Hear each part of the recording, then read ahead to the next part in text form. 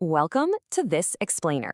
Today, we are diving into a genuinely fascinating, multi-generational case study of a haunted village. But okay, let me stop you right there because this isn't just some spooky ghost story for around the campfire. We are actually going to use this incredible, bizarre narrative to understand the invisible mathematical and economic forces that trap literally all of us in our daily lives. So let's just jump right into this. What could a terrifying spectral manifestation possibly share with skyrocketing real estate prices? I mean, on the surface, absolutely nothing, right?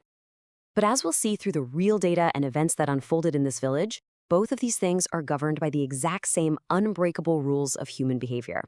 Picture this. It all starts with a community where every single morning at precisely 3:47 a.m., a ghost forces everyone to wake up. And here's the thing. They don't wake up to fight the ghost. They do it just to survive. Over time, the village and the ghost basically adapted to one another, creating a devastating but perfectly stable system. The true tragedy, as the records show, was that the ghost wasn't evil. It was just existing. The haunting had simply stabilized. All right, part 1, the haunted equilibrium. Surviving 3:47 a.m. Let's actually look at how these villagers learned to live with this spirit. Eleanor Ashford, a woman who died way back in 1687. You see, Eleanor's immense grief didn't just fade away over the centuries, it became a daily physical manifestation, pulling her along the exact same routes she walked in life. And what's wild is that the villagers' bizarre daily routines weren't random at all. They were perfectly optimized survival tactics. Mrs. Holloway literally moves her chair 17 inches to the left so the ghost bypasses the kitchen entirely. Mr. Holloway reads Middlemarch because occupied rooms somehow cost the ghost more spectral energy. And Reverend Tallis? He weeds the graveyard because ignoring the ghost makes it aggressive. All of these strange accommodations cost the ghost less energy to bypass than to confront, so both sides simply accept the daily routine. Which brings us to part 2, the trap of rational choice, why no one can sleep. Enter Dr. Miriam Chen. She arrives with doctorates in mathematics and economics, and she immediately recognizes this terrifying daily routine for what it truly is.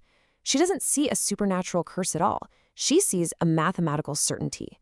So she maps out the ghost's routes and calculates the payoff matrices. The crucial realization Dr. Chen makes is that the village is trapped in a Nash equilibrium.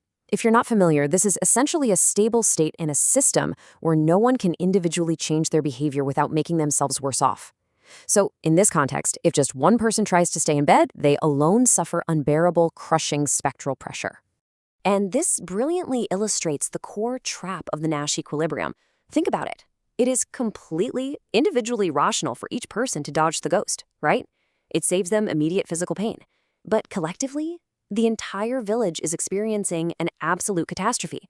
They are dying slowly from severe sleep deprivation, chronic stress, and generation-spanning trauma. We actually have a documented attempt of someone trying to break this rule. A local teacher named Thomas Wicklow fell in love, realized he just couldn't live this way anymore, and tried to defect. He made the conscious decision to simply stay in bed. But the supernatural pressure was so immense, his body involuntarily threw him against the wall after just 45 seconds. It definitively proved that the cost of individual rebellion is simply too high. Your own survival instinct literally overrides your conscious choice. Moving on to part 3, breaking the pattern, the coordination mechanism. For 17 long years, Dr. Chen documented this persistent failure, waking up every single day at 3:30 a.m. herself to do it. But then a young parapsychology researcher named Marcus Webb arrives on the scene. Unburdened by years of failure, he looks at the data and proposes a totally radical shift to break the equilibrium entirely. Marcus realized something huge. The ghost was also trapped in her own routine. She was essentially a player in this game with only a single strategy. So Marcus engineered a perfectly coordinated village-wide deviation. Instead of avoiding her, the village would collectively complete her 17th century chores. At 3:47 a.m., they'd set a place for her. At 6 a.m., they'd bless her meals. And at 9 p.m., they would prepare a physical bed for her to signal that the day's work was finally done. Now, executing this required immense collective trust. I mean, if even one person defected, it could have triggered total supernatural chaos. But they stuck to it. They maintained the ritual. And on the 7th day, the ghost finally dispersed into the atmosphere. Just like that, the haunting ended. And for the first time in centuries, The village actually slept until dawn. But our explainer doesn't end there. Fast forward 50 years, Dr. Chen's great-niece, Maya, arrives in the village to write a book about her aunt's famous research. The ghost is long gone, sure, but Maya finds the village dying from a completely different, yet mathematically identical monster. Part 4. A new kind of ghost. The haunting of success. Maya discovers that the village's newfound peace actually made it a prime target.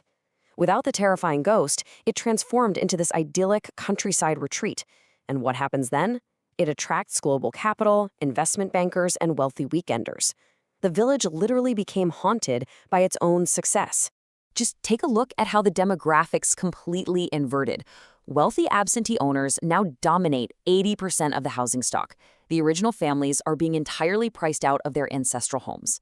In fact, it got so bad that descendants of the original villagers are now forced to commute hours just to work in their own local bakery. It's wild. And Maya realized something terrifying when looking at the economics. With a massive 400% spike in property values and a 60% drop in school enrollment, the structure of this modern housing crisis is mathematically exactly the same as the ghost. It's an unbreakable system forcing out the lifeblood of the community. Once again, everyone in the system is making individually rational choices. I mean, of course it makes sense for a local to sell their home for a massive profit to a weekender, right? You can't blame them. But the sum of all these rational choices causes a collective catastrophe that completely hollows out the community. It's the Nash equilibrium all over again. It's just wearing an economic suit instead of a spectral sheep. Which leads us to our final section, Part 5, The Art of Tending, Surviving Unbreakable Systems. Maya tries to solve this new equilibrium. She helps establish a community land trust to buy back property and restrict occupancy to locals. But she quickly finds out that global capital is a lot harder to coordinate against and banish than a 17th century spirit. The market just moves way too fast, and the trust is always one step behind. Years later, a researcher named David Okafor comes to the village to study this exact persistence.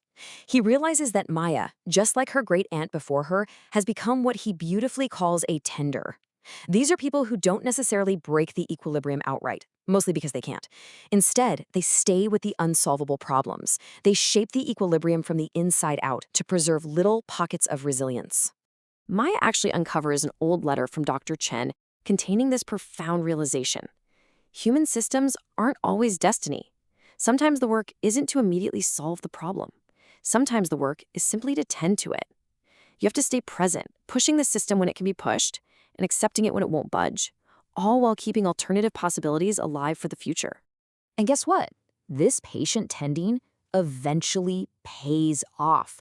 A massive, completely unpredictable external shock hits the village, a severe flood that crashes the local property market entirely. Because Maya and the Community Land Trust were already there, organized and prepared, they seize the moment. They buy back the flooded land and rebuild a stunning 65% of the village center as resilient, affordable housing. So as we wrap up this explainer, I really want to leave you with this thought.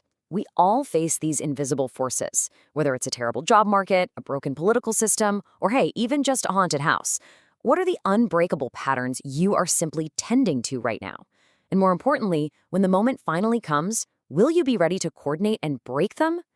Thank you so much for exploring this amazing case study with me, and I'll see you in the next explainer.